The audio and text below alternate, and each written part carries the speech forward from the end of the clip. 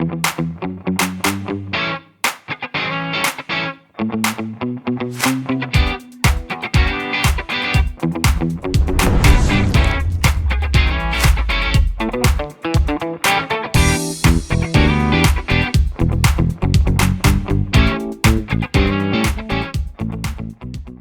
what's going on, everybody? It's Colton here from Bridging the Geekdoms, and we're here with another great interview with Josh Sterling from A Haunting Season, and we're doing this whole horror thing for October, so I thought, who better than a horror man himself? Oh, got some lights and stuff. So, how are you? Oh, I'm doing great. Yeah, it's my time of year. I was just saying to someone in the office here, I kind of do this year round, but this is the one time of year everybody is like open to listening to me talk about it endlessly. Yeah, I'm a huge horror buff myself. I'm young, don't look like it, but I'm only like 25. So growing up, my favorite horror movie was like The Blair Witch Project. Yeah. Like the OG one, because I was like 4 and I was like, what is happening? I always grew up liking horror, so I mean, Halloween time's like a special time of year for me too. Anyway, enough about me. We'll dive into it. So what do you do? What do you do?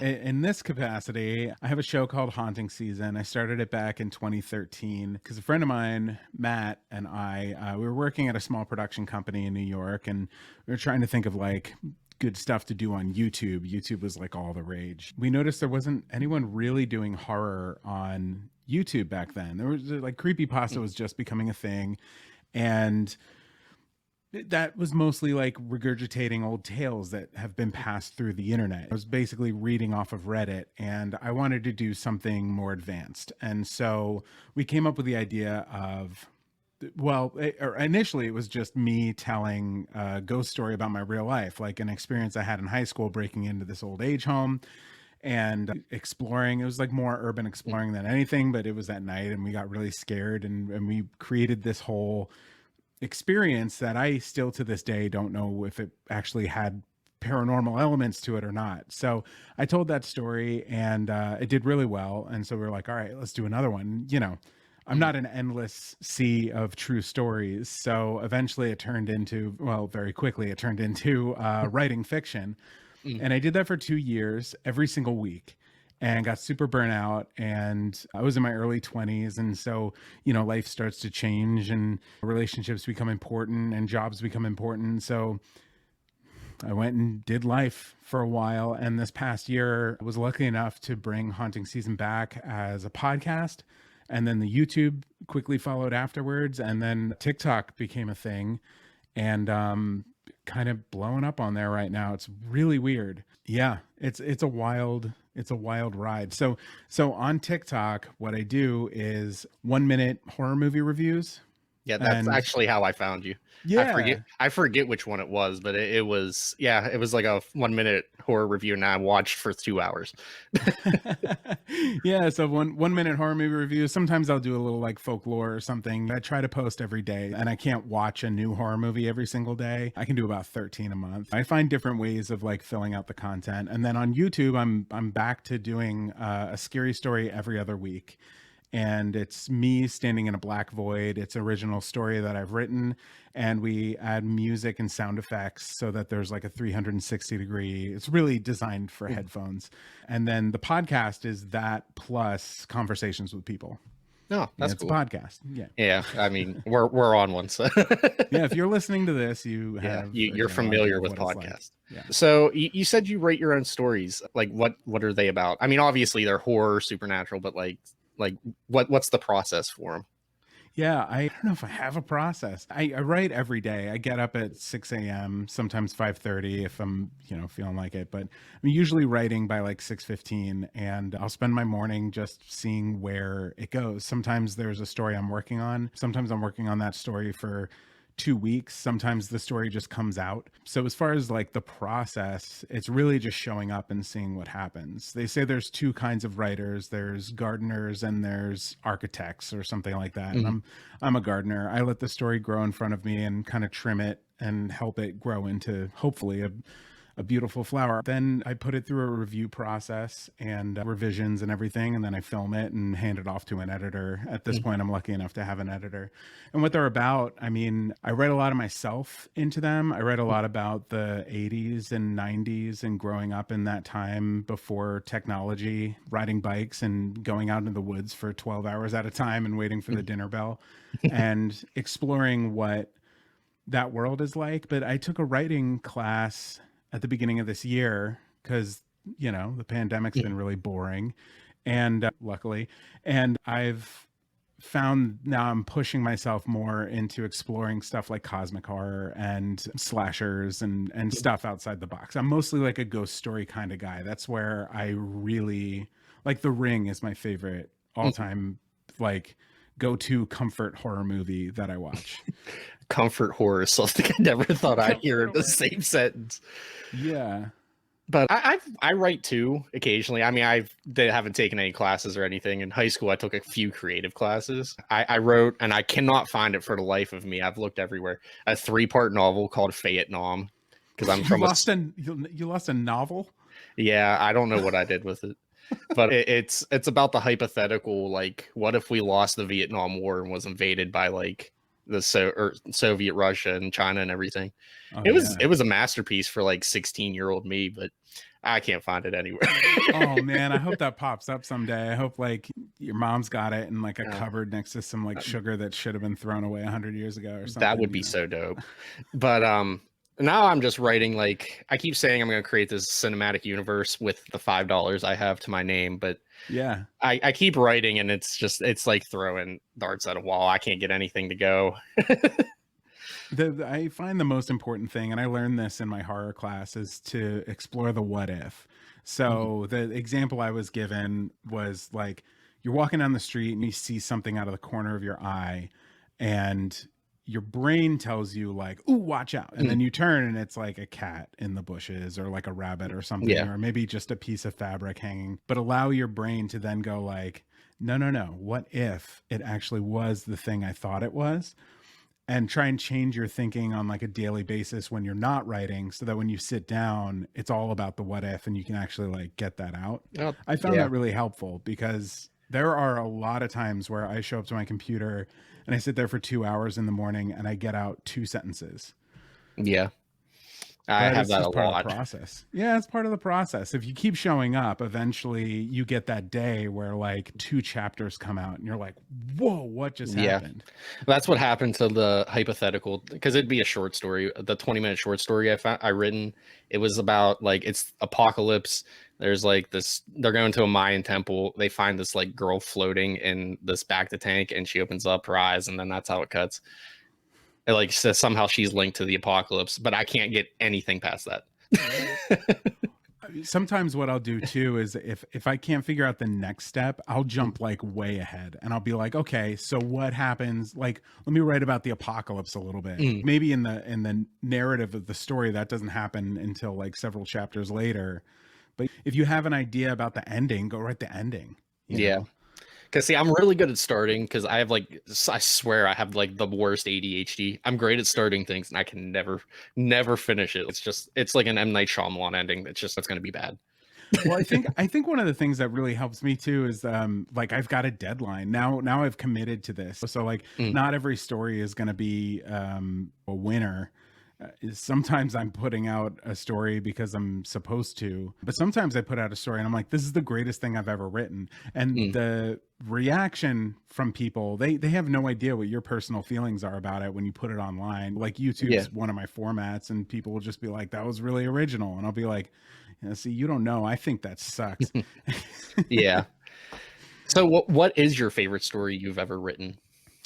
Oh man, I think ever since I took the class, I've been discovering this new version of myself that has a lot more freedom. And so I'm in this phase right now where like everything I write, I feel like is better than the last thing I wrote. So I don't want to talk about the one that's coming out. Well, when is this episode coming out? Before Halloween. Before Halloween? Okay, that's fine. That's fine. Yeah. The one that I'm putting out, it's going to be a two-parter, and it's this Friday as of we're recording. So we're recording on the 11th. So this coming Friday, the 15th and the 22nd are going to be a two-part story that I've just finished writing that I love. And I think I want to work it into like a chapter book, like either a novella or like try and write a novel, because I'm so in love with this idea. It's this woman, her husband is dying from some mysterious disease, and she finds out it's linked to, he made a deal with a demon for the prosperity of the farm, and the farm is dying at the same time as he is. And so basically he's made this deal with a demon, and the trick was that he's now losing his health, and he thought like, oh, I'm going to be alive for like another 40 years. I'll put my kids through college. And so his wife goes to make a deal with the same demon in order to save the farm, not to save her husband, because she's like, well, he's already gone. He made a shitty. I mean, survival. Yeah. So where it all ends up, and where I think this might be the first two chapters of a longer horror story. But the idea, the concept was, what if someone was turned into a scarecrow that is like linked to the cornfield, and so he ends up buried underneath with all of his veins and arteries sewn into the scarecrow with like a beating heart. Oh, that's kind of cool. Every year on Halloween he feasts on like the teenagers that sneak in to do the corn so that he can keep the farm alive. That's dope. So I know this is going to sound completely random, but I'm going to tie this in here. What's your favorite genre of music? My favorite genre of music, it kind of like, it changes. It's always been rock, but like that's so broad. I'm actually wearing my band's favorite t-shirt right now, or my favorite band's t-shirt, a Manchester Orchestra. I don't know how to explain it. Just like rock that has like good storytelling and like complex music. Yeah. And then ebb and flow through phases where I was really into EDM for a while, which is not...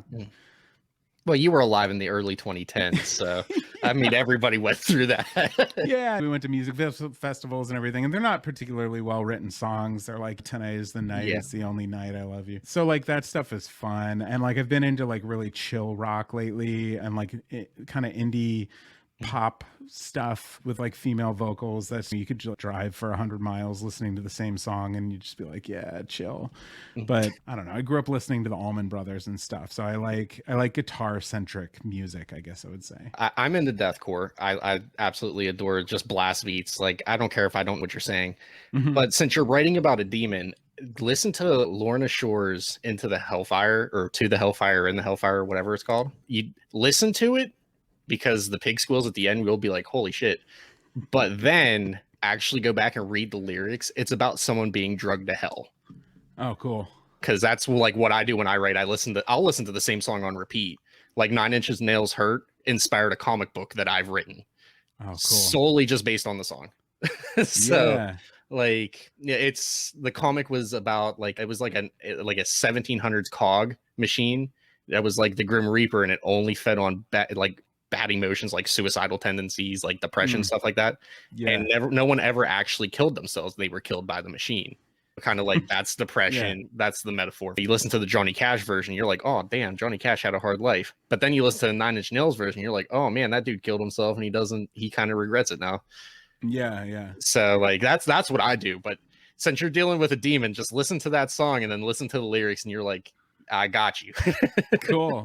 Yeah, no, I have a heart for the heavy stuff. I in high school was really into punk, and that kind of easily goes into like hardcore stuff. Yeah, so it's always fun to revisit that. I'm like a lightweight when it comes to it. Like I saw Dragon Force in concert and thought it was amazing. Cool. I don't know if that's cool to like real metalheads, but I mean, I still take pride that I saw Styx in Pittsburgh. Well, hell yeah, that's awesome. Yeah, good concert's a good concert. I saw Phoenix once and was blown away. I saw Marilyn Manson and Rob Zombie, but Marilyn Manson didn't know where he was. It was really sad. But Rob Zombie put on a hell of a show. I would go. I'm not a fan of Rob Zombie's music, but I'm a fan of Rob Zombie. I'm like not even a fan of Rob Zombie's movies. I'm just a fan of his overall aesthetic. Like I want to experience. I would go to a concert to experience Rob Zombie first. Okay, so we saw him with Marilyn Manson. Me and Bob did. He played the first 5 minutes of not the Devil's Rejects, Three from Hell or whatever his last one was. I can't remember. And it was like a year before the movie released. That was dope. But so on the topic of Rob Zombie, John Carpenter's original Halloween, the 2018 Halloween, or Rob Zombie's Halloween. Go ahead, rank them. I haven't seen the Rob Zombie one yet. So this year, so here's, if like deep haunting season fans, of which there may only be a dozen, will know that I've avoided slashers like my whole life, and I'm just discovering them for the first time, and it's really exciting because I'm loving them. So this Halloween, I've been blasting through the Halloween series. I've watched 1, 2, 3, and 4, and then the 2018 one because I'm going to go see Halloween Kills. So I'm aware of the 2 timelines, or is it 3 timelines? Is the Rob Zombie a separate one? There's 4 timelines now. Oh, dear Lord! Because Halloween, like in the 80s, 2, 4, and H2O are in a universe. Halloween 3 is in an alternate universe, Rob Zombie's universe, and then the canon universe. So here's where I'm at with Halloween, is that I have yet to see a Halloween movie that I didn't like. I loved Season of the Witch. I loved 1 and 2 as their own thing. I loved 1 and 2018 as its own thing. And I've loved like 4 and 5 and the story that's now building with Judy. I think that's her name, the little girl. Or no, 3.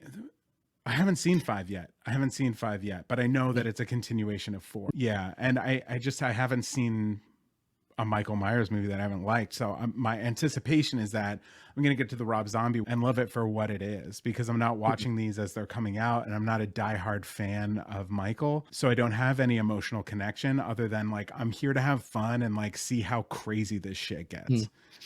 The Rob Zombie ones hold, well, I mean, like you have all, I think, what, 5 or 6 or whatever. It holds true to the original because it's a remake of the original. His Halloween 2 is awful. Don't go in there with high expectations. But the first one holds true to the original. It's like it's Halloween 1 but with the Rob Zombie twist. That's cool. So that's cool, because he's like the Disneyland of horror. And what I mean by that is, like, when the first time I went to Disney was as an adult, and I didn't get it. I was like, why is everyone love Disney so much? And I walked into the I don't think it's called downtown, the strip where you walk in, it's all the shops and everything. And immediately was like, oh, every single detail here is accounted for in like the highest level of production. And it feels like that's how Rob Zombie approaches horror, even his shows and his albums and all of that stuff. It's just like, literally, if there's a speck on it, it's there for a reason. Yeah. His first one is amazing. I recommend it. Cool. I'm excited. I also, speaking of Rob Zombie, I adore 21. I think it's 21. The one with Midget Hitler. It's amazing. It's weird. It has one of my favorite lines in it of a Rob Zombie film. You disgust me. Don't wash your nasty ass in my shower. Now please leave. I don't even remember what it's about, but I just remember Midget Hitler. That's the only thing I remember from it. Well, it left an imprint. Yeah, it's good for Rob Zombie. It's short, but it is what it is. So besides The Ring, which you said is your favorite, what genre of horror would you say is your favorite? So I'm a diehard sci-fi fan. I will watch anything science fiction. So when it comes to horror, if there's cosmic horror and there's something kind of like from another dimension or another galaxy, anything like that, I'm immediately excited and on board. The thing I would say, like, The Ring is my like comfort movie, like the one that I would put on at any point. I'm going to tell you, like, it's not as scary as you think. It's like, it's a detective story, and I don't know. It's just really comforting to me because you end up like loving the ghost at the end and understanding her, even though she's like vicious. But like peak horror, as far as like all-time favorite movie that I'm going to be like, oh, you've never watched horror before, watch this. It's The Thing. John Carpenter's The Thing. Yeah. And that is the type of horror that I'll watch anything. I'll enjoy anything. I love ghost stories. I resonate with them in a way that they like affect me deeply.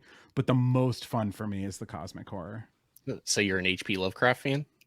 I am. Yeah, I haven't Yeah. read enough. I haven't read enough, but I love like Color Out of Space and Lovecraft Country, and the Reanimator I just saw for the first time blew me away. I'm super fan of that now. Just immediately. What else? The Void, stuff like that that has that Lovecraftian feel. I was just gonna bring up The Void's one of my favorite, like, I call it indie because it's super low budget, but it's one of my favorite like indie horror films is The Void. My girlfriend's, she still won't watch it all the way to the end. She's like, this is creepy. I was like, yeah, it has a cast of like 15 people.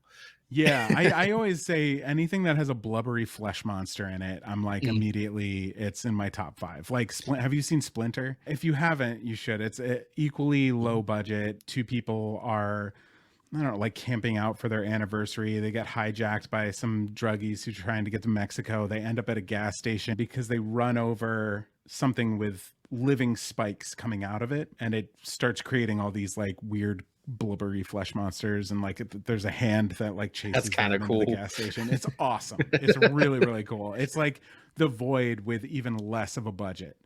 Oh, so they had like $5 in a weekend. Have you watched Underwater yet with Kristen Stewart? No. It's apparently has ties, which I've seen it and I could see how it has ties to Lovecraft. Cthulhu is at the end. It's not really Cthulhu, but it's Cthulhu. Sure. But that spoiler warning for everybody. It's too late. But yeah, it's crazy. It's a very slow burn too. Like nothing really happens, and then like boom. Oh, cool. So we've talked about horror here for a while. So what do you do outside of horror? Yeah, well, yeah, I have a job and a wife. A couple Nerd. Yeah, it's not. Yeah, people ask me sometimes like, how do I get a job in horror? And I'm like, I don't know. This isn't a job. Like, it's very much a passion project that I have a little bit of support from the production company that I work for. So I'm creative director at a company called Believe Limited, and we primarily create, I would say we create entertainment to affect change in the world. And it's primarily like it's Genesis is out of a death in the family of our CEO, whose his brother died at 18 from his bleeding disorder. And our CEO also has a bleeding disorder. And so when they were trying to figure out what happened, they realized that his brother, Adam, was not paying attention to his medicine. He wasn't, taking ownership over his disorder. And part of that is because he didn't want to feel different. It's really sad. And so to sort of, I guess, direct things in a more positive direction and to make some change in the world, we make content mostly for like teenagers who have rare bleeding disorders to be like, you can be cool too. It doesn't have to all just be like medicine and doctor. And that has kind of blossomed. So that started as a comedic web series called Stop the Bleeding. And we just did the 11th season as a cartoon this year because, remote, everybody working remote and everything. But that blossomed into an entire company that does this kind of stuff. So we do podcasts. We do sometimes international documentaries. I've been to 15 countries in the past like 6 years, mostly developing countries, to tell the stories of people who don't have the kind of healthcare that we have. Because like the reality is if you're in America and you have insurance, you're probably going to live a pretty normal life. But if you're growing up in Senegal or Kenya and don't have access to treatment, then your life expectancy is like 5 years old. Jeez. Yeah. So it's heavy stuff, but we get to make a difference. And I think being in video production and knowing that what I'm doing matters brings a lot of pride to my work. I mean, it's a good cause. Sounds like it's a good cause. Yeah, it's good stuff. And it's opened up my mind to a lot. Like we're a very small company and we're a very tight-knit group. And when it comes to creative people, we have a lot of stress on our mental health, and we're usually pretty sensitive people. And I like, even with haunting season, being able to talk about those topics of mental health. And I'm in therapy for the first time in my life, and it was one of the best decisions I've ever made. And I remember growing up being told that like, oh yeah, weak people go to therapy. Like, I'm not going to a shrink, you know, and all that stuff. But the reality is like, the more we work on ourselves, the cooler we can be, and like the more comfortable and happy we can be. Like, who doesn't want to be happy? You know? Yeah, miserable people. That's untrue. They want to be happy. They're just too used to it. Do you listen to podcasts that sound like this? Hey, welcome back to the Super OK Podcast, where our audio sounds mediocre. Or do you prefer podcasts that sound more like this? Crisp, clear, fun, easy to listen to, and full of awesomeness? Well, you should check out Spoiler Country, hosted exclusively over at Spoilerverse.com. Yeah, I mean, I can only write about stuff that I understand, and it's not much. I don't understand much about this world. And I can hypothesize about stuff, but I don't want to like put out false information or anything, you know. So a lot of what I write is based off of personal experiences that have then formed into something else. So like, for example, my buddy Craig on his bachelor party that I took him on fell off a cliff and broke both his feet. And, yeah, and I saw it happen, and it really messed me up for a while. But he survived. He's like got a kid now. He's a teacher. He's married. He's got an awesome life. But we have this shared trauma where me and my brother and our shared best friend watched our buddy fall off a cliff and thought he was dead for 3 or 4 seconds, which seemed to last forever. And that life experience is something I can draw on and explore, whether it's abstract in the way of turning it into a creature, or it's literal in like exploring a character witnessing something horrible. I can draw on all of that. And the older you get, the more kind of bizarre, intense experiences like that you have. Yeah, I can. Yeah, working. Yeah, I mean, I'm getting to that age now where it's like, oh wow, life's kind of sucky. Oh yeah, Like, people die. Yeah, People die like all the time. Trust me. And, you know, you get like somehow you get to like 25 and you don't realize that like anyone's ever gonna die. Yeah, trust me. This past year has been rough. COVID has ran rampant. Yeah. Yeah. Again, PSA: if you have something wrong, talk to someone. Don't keep it in. Go talk to your parents, talk to anybody, message us here. I'll talk to you. Mental health's a serious thing. Please take care of yourself, especially like post-pandemic for end of the world vibes that we have going on in today's age. Well, and that's the whole reason I got into therapy, is because I realized like I didn't recognize myself anymore. I was looking like my daily activity and my daily moods, and I was like, where's that guy I used to hang out with who is me? Like, I completely didn't recognize myself anymore. And I don't know, started talking to some friends about it, and they were like, oh yeah, dude, you're experiencing depression. And I was like, nah, I don't experience depression, you know. But the more I looked into it, the more I talked to people, which is the important thing. The more I talked to people and was open about it, I realized I have so much support, and that it's okay to be depressed. It's okay to be like really bummed out that the last 2 years has been a lot of wasted time. Yeah, a train wreck on every front. Like, it's just been a disaster. Yeah, it's been a rough couple of years. Yeah. Do you guys do like fundraisers or anything? Well, so a lot of what we do is funded through pharmaceutical companies. Some of it's like educational grants, and some of it's, you know, stuff like that. Occasionally we'll get involved with not-for-profit companies. Like one of the ones we work with is Save One Life, and they are focused. They're like kind of the first people on the ground in a country that has absolutely no support for people with bleeding disorders. And they figure out how to get kids medicine. They figure out how to get kids educated, because that's another huge barrier when it comes to being able to care for yourself, is just having an education about it, or an education to like actually bring money into your family. So they'll do scholarships and stuff like that. So they're a great place to look at, and you can actually sponsor individual kids for, it's something like $35 a month. Right, which is less than you're paying for your PlayStation subscription to shoot other people online. And so you can sponsor a kid, and you get like updates about the kid and what they're doing, and it's really cool, because in these other countries, in these developing countries, the exchange rate of like $35 a month is enough to feed their entire family, get them shoes, get them on a bus to go to school. Yeah, it's wild. Yeah, so everybody hear that? What was it? Save One Life? Save One Life. Yeah, check them out. Save One Life. Yeah, and you can save more than one if you want to. So anyway, besides like your whole belief, do you do anything else? You play video games? Oh man, I wish I had time for video games. I put a lot of my spare time into haunting season and writing the stories. I'm trying part of my therapy and part of like finding myself again is allowing myself time to like read books. It's something I haven't really done a whole lot of in my life. And playing video games is another thing I'm like trying to make more time for. During the pandemic, I played Resident Evil 7, I think. And it was a lot of fun. I really like horror, like I don't know. I'm just like, that's what I'm interested in. But I also like exploring games, really simple, like puzzle solver games too. Did you play Resident Evil in VR? No. Oh, it's a trip in VR. I might love horror. I might watch a lot of horror, but I am a scaredy cat, man.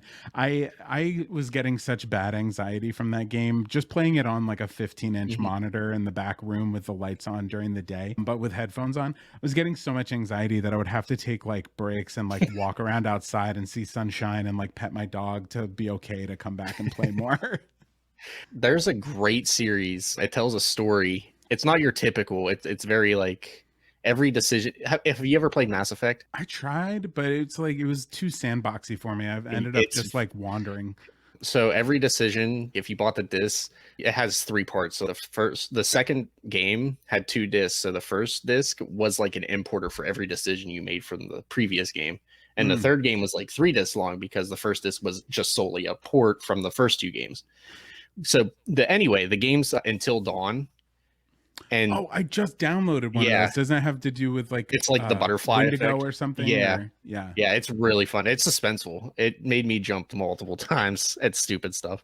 I like it because what I love about video games are that you engage with a story in a way that you otherwise never would. It's one step behind going to an interactive experience, but it's far longer. You might get, if you're a terrible game player like I am, you might get a year's worth of content to interact with. If you're a really good video gamer, it's probably like 9 hours, but I'm there to dwell in it. I got Red Dead Redemption and I don't think I played a single mission. I just got on the horse and rode until a bobcat killed me or something. It was just so nice. Yeah, Red Dead 2 is a beautiful game.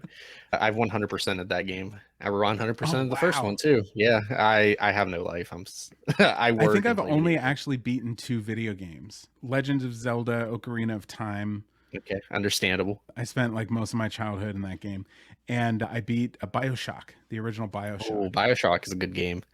Yeah.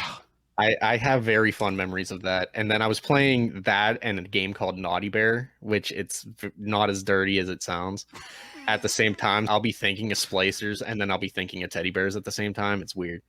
Cool. So because the whole premise of Naughty Bear, you can't even find it anymore. You have to buy like a 360 or a PS3.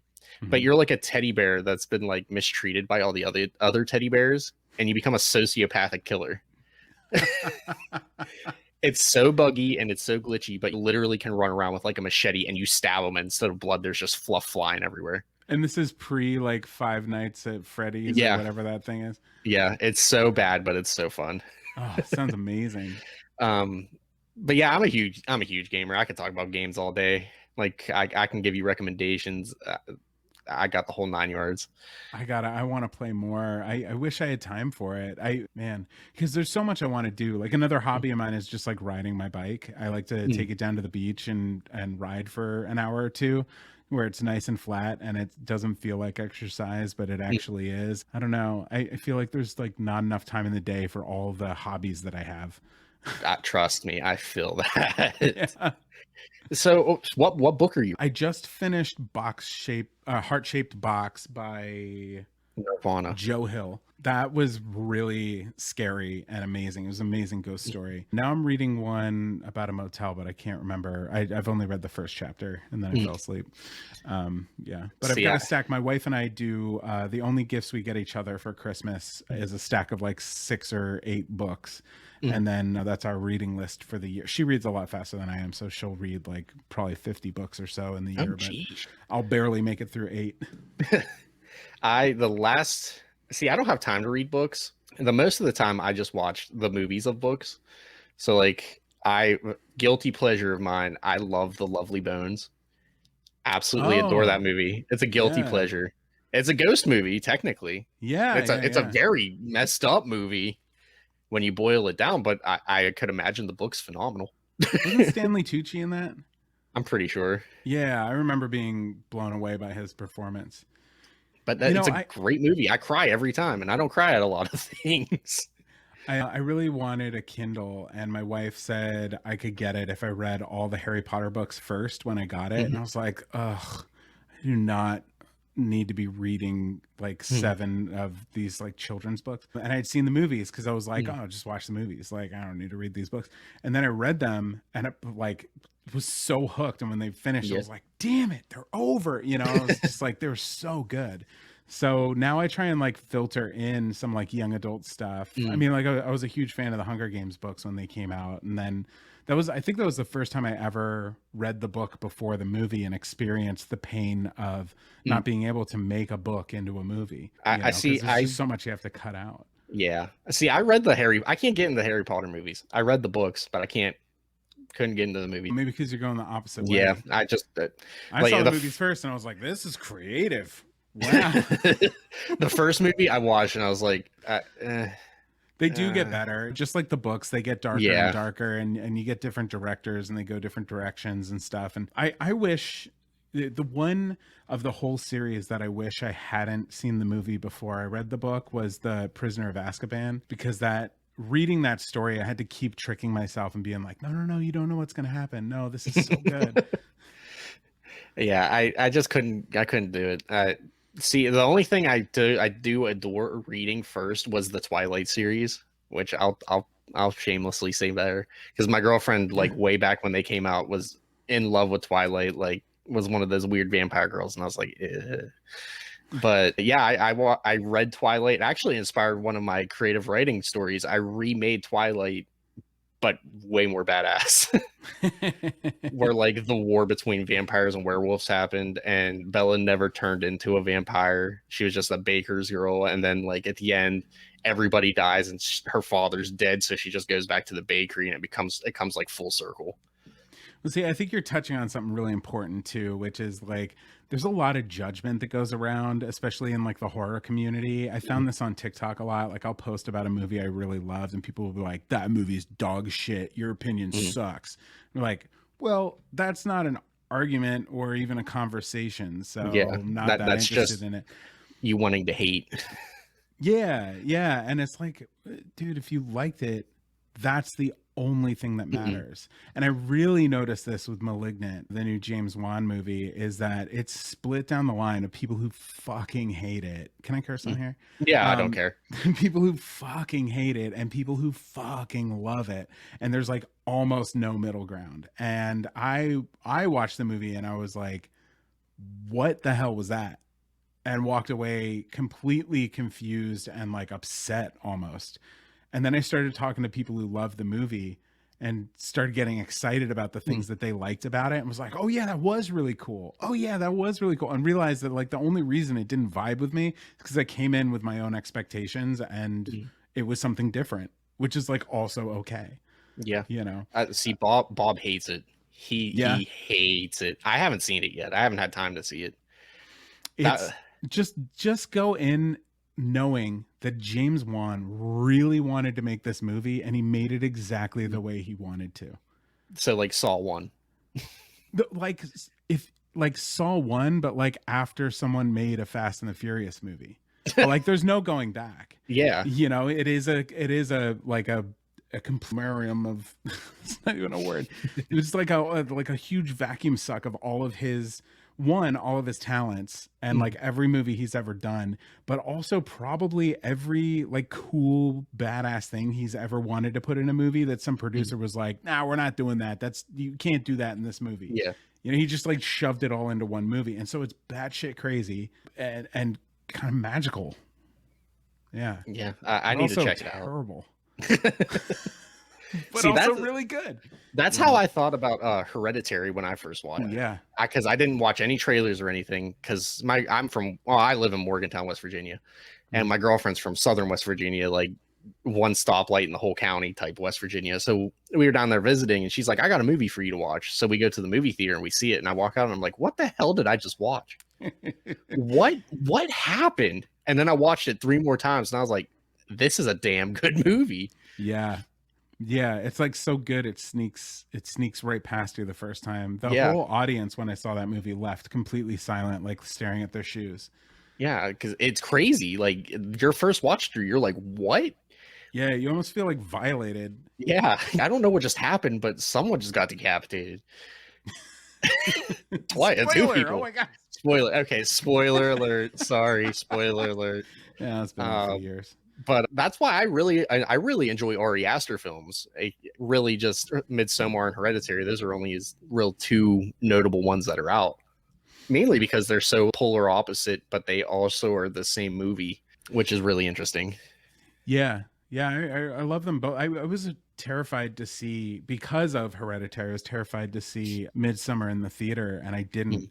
And when I saw the movie, I regretted that decision so hard because it was so beautifully done, and it all takes place in the daytime for the most part, and which is really unexpected for a movie like that. And man, just a beautiful film. It's got one hard moment where it's just overly graphic and it just kind of really fucks you up and you can't stop thinking about it, but it's necessary for the plot of the movie. And then from then on, I don't know. Yeah. It's just that both those movies are anomalies. Yeah, because, well, see, I deep dove into them. Like, they're both about paganism. Hereditary's the dark, like, the demonization of paganism, and Midsommar's like, it's not so bad. Yeah. You're like, you just take a bunch of shrooms and have a great time. Yeah. That's one thing they did really well was you see mushrooms all the time in TV, like in Broad City and stuff with like cartoons and everything. But this movie made me feel like I was on drugs. Yeah. And he did a great job, even with the imagery in the background, like her sister at that one point in time when she has the vent on her face. Just like Ari Aster throwing in those things that you don't catch the first time, but you catch on the 5th time. I like those kinds of films. I like, because I'm a gamer, replayability is a huge thing. So, rewatch ability, if that's a word, is a big thing. Yeah, that's always. I love a good twist. I love an M. Night Shyamalan movie, especially early M. Night. But the twist has to be in the right kind of way where you can watch the movie again, right? Because originally the twist would be there, and like nobody had VHS players. You go see the movie, and that's it.